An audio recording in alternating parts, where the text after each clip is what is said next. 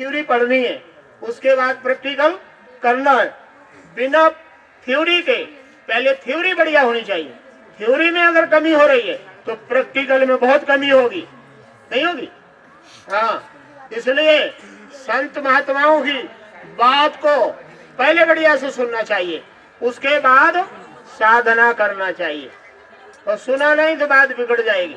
इसलिए साहिब कहते हैं, गुरु की कीजिए सब पूजा यही माए, जो जल सींचे मूल तरु, शाखा पत्र अघाए।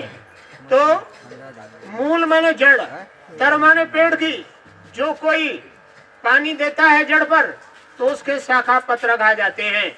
उसी प्रकार से जो गुरु की पूजा कर लेता है तो उसकी सारी पूजाएं उसी में समाहित हो जाती है। फिर उसे तरह तरह की पूजाएं करने की आवश्यकता नहीं रहती है। गुरु की पूजा में सारी पूजाएं समर्पित हो जाती है। पेड़ की जड़ में पानी देने से सारे पेड़ के पत्ते और फलों पर, डालियों पर जल चला जाता है।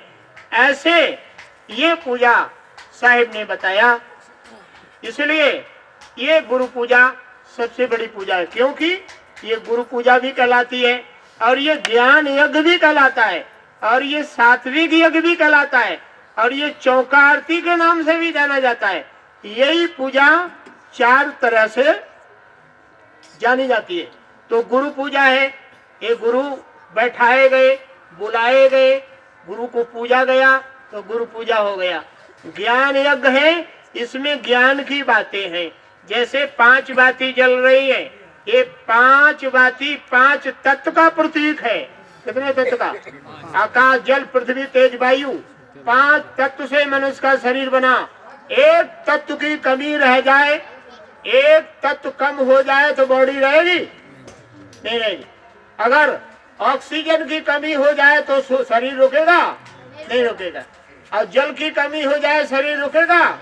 नहीं रुकेगा। एक तत्व की कमी होते ही ये शरीर छूट जाता है।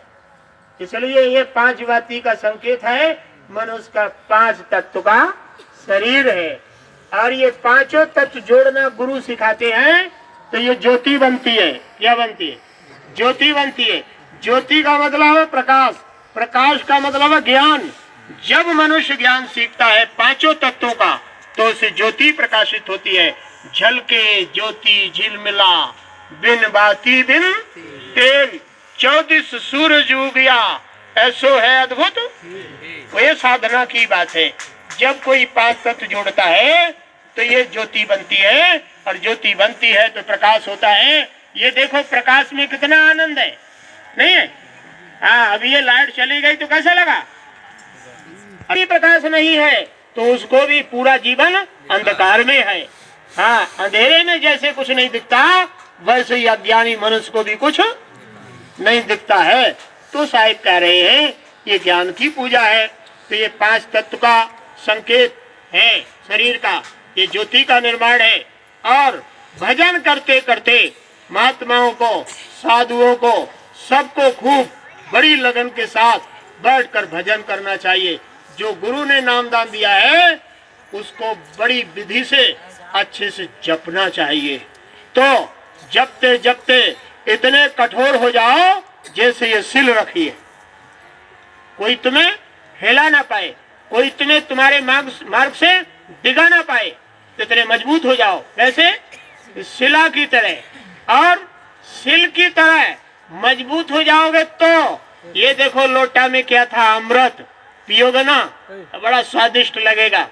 तो पहाड़ मजबूत होता है तो भी उसकी खकोड़र में से झरने गिरते नहीं, झरने गिरते हैं। ऐसे ही मनुष्य भक्ति में मजबूत हो जाता है तो उसमें से अमृत झड़ता है। कैसे झड़ता है? मजबूत हो जाएगा तो अमृत झड़ेगा, मजबूत नहीं होगा तो अमृत नहीं झड़ेगा। इसलिए भक्ति करते करते उस अमृत रूपी परमात्मा को पाना है तो भक्ति करते करते पत्थर की तरह मजबूत होना है, डिगना नहीं है। तो ये अमृत मिलेगा, इसको अमीदल कहते हैं। फिर ऐसी भक्ति करोगे तो ये देख रहे हैं ना, ये देखो ये खोपड़ी का मॉडल है, हाँ, ये खोपड़ी वाला है। एक खोपड़ी के बीचों बीच में एक ब्रह्मरंध्र होता है। भक्ति करने वाला अपनी आत्मा को निकालकर परमात्मा की ओर जाकर मिला देता है। क्या मिला देता है? हाँ हाँ, परमात्मा में मिला देता है। ये मकर तार है, ये बंकनाल है, ये 10वां द्वार है, ये 10वीं खिड़की है। इस प्रकार से ये कई नामों से जानी जाती है। तो ऐसा कोई ये स्थूल बात है, ये नकल है। असलियत में तो तुमको करना पड़ेगा, ये सब तुमको करना पड़ेगा। इसलिए साहिब कहते हैं